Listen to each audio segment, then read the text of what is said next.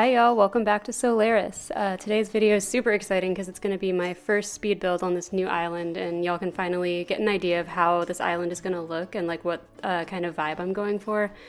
So as you can see, I already started building the entrance off camera just because I didn't really have a clear idea of what I was doing, and I wanted to just mess around off camera for a while to get a feel of how I was going to be decorating this island. But I'm really liking how it's coming together so far, and I feel like I have a better understanding now of how I'm going to be moving forward, so I decided to record a build just working on the rest of this entrance area. So here's my map. I did end up deciding to terraform this island pretty heavily, at least near the entrance. I might try to leave some of the natural cliffs in the back of the island undisturbed, but we'll see. But anyway, I wanted this entrance to be really symmetrical and incorporate those like circular motifs that I was talking about when I did my like theme reveal for this island. So I've connected the two southern river mouths into sort of a canal, and then from there I'm going to be bringing the water up northward to make a circular island where the museum is going to be eventually.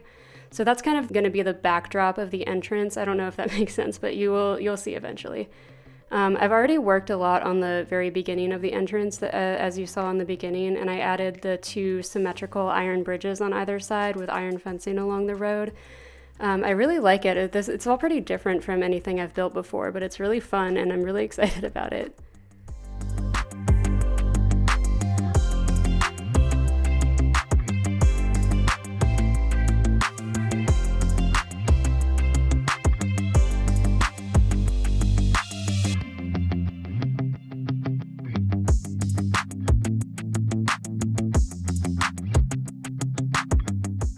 Yeah, so this is the beginning of that island that I was talking about that's going to be in the backdrop of the entrance and will eventually have the museum on it. I like the idea of the museum being like right in front of the entrance in that kind of place of honor, I guess, when you walk out of the airport and it's like directly in front of you or like directly back from where you are, if that makes sense. So I'm placing two symmetrical bridges on either side of the entrance that like lead onto this island.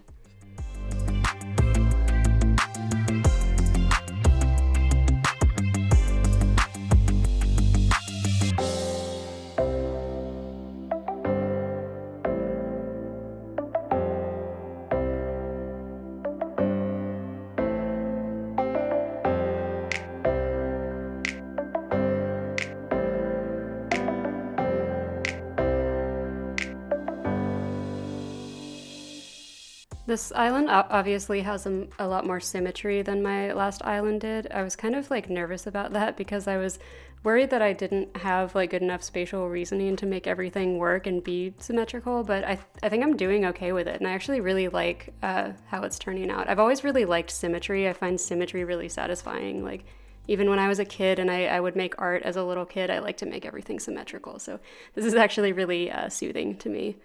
Obviously, everything isn't like perfectly symmetrical, and I'm not trying to make the actual decor like match on both sides. Like I'm using different items and different plants and stuff to decorate on either side, but the general sense of symmetry is there, and I think it's nice.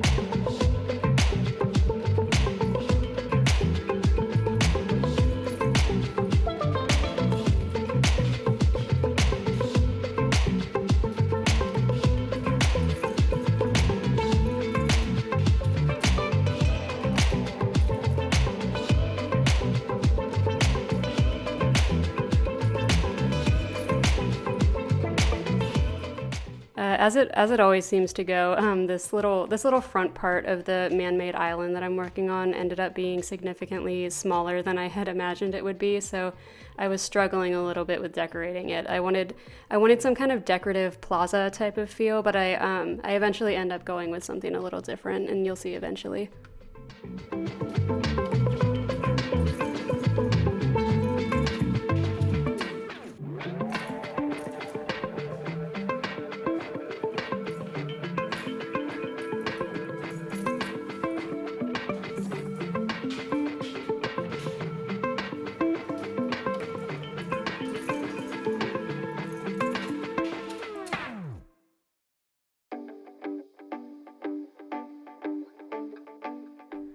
So with the pathing that I'm using on this island, I thought about doing like a full on city streets, like downloading codes for like paved streets with the yellow lines and everything. But the more I pictured it in my head, the more I thought it was a little too industrial for what I'm going for on Solaris. Like this is like a green solar punk future city, so I decided to go ahead and mostly just stick with the basic light dirt in-game path and just treat it like it's a regular road, sort of. Like I feel like it just looks more natural while still being able to like incorporate into the city vibe. But then in places where the path curves, I sort of will break it off into these circles that I know a lot of people do. And I downloaded this code that's like a border for the terracotta in-game path, but I also think it looks really cool on the dirt path, and I've been using that a lot. I think it just makes it look a little bit less rustic when you're using the dirt path, so I've been really enjoying that combination.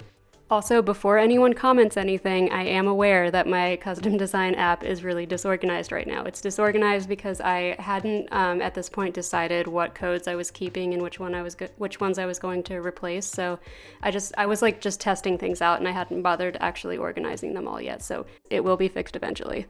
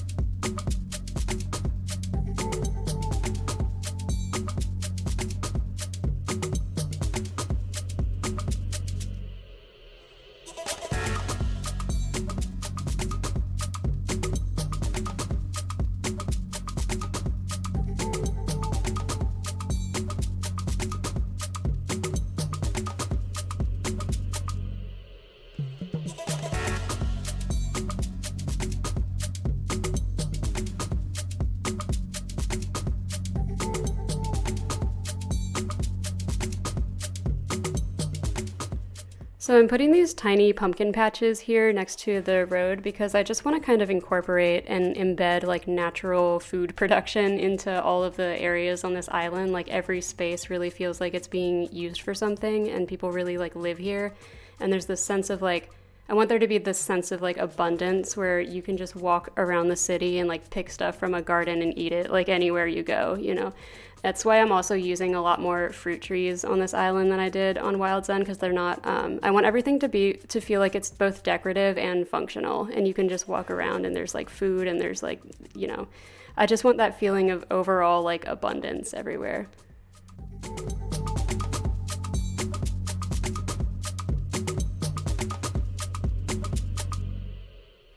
I also downloaded a bunch of custom codes of like really thick, like dense wildflowers, and I've really been enjoying just like clustering those together like this to make sort of a dense carpet of wildflowers.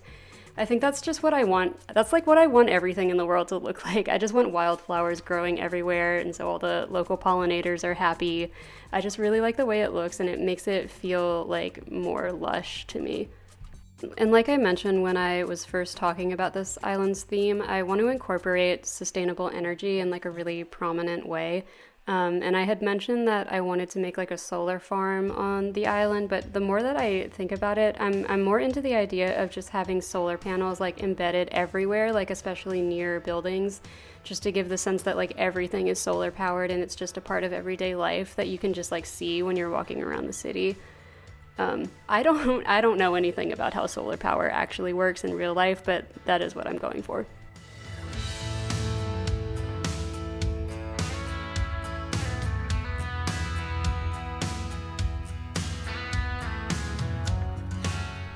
Another thing that I really want to emphasize on this island is having lots of spaces for just like sitting down and hanging around, like benches and tables with chairs and stuff like that. I want it to feel like people in this city spend a lot of time outside, just like relaxing and eating and drinking and hanging out with each other and playing around and everything. That'll definitely come more into play when I start working on the neighborhoods. There will be a whole lot of like communal outdoor space and like a park and everything like that. So I'm really excited about that. I'm really looking forward to building some neighborhoods on this island.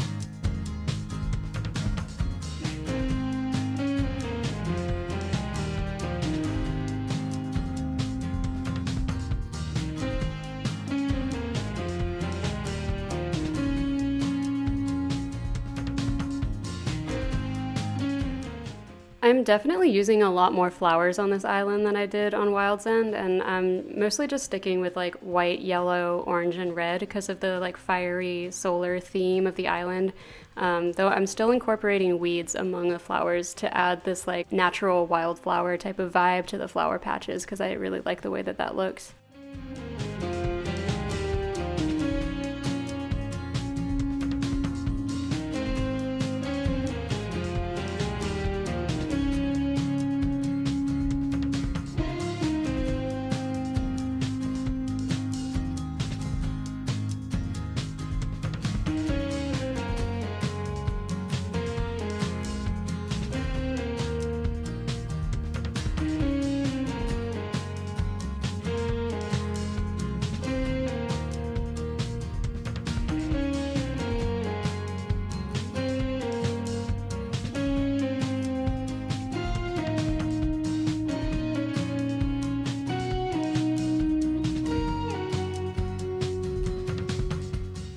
All right, well, that's all for this video, and here's sort of an idea of how these areas turned out. I'm still kind of working on this whole space on the island, but I'm really happy with how it's shaping up.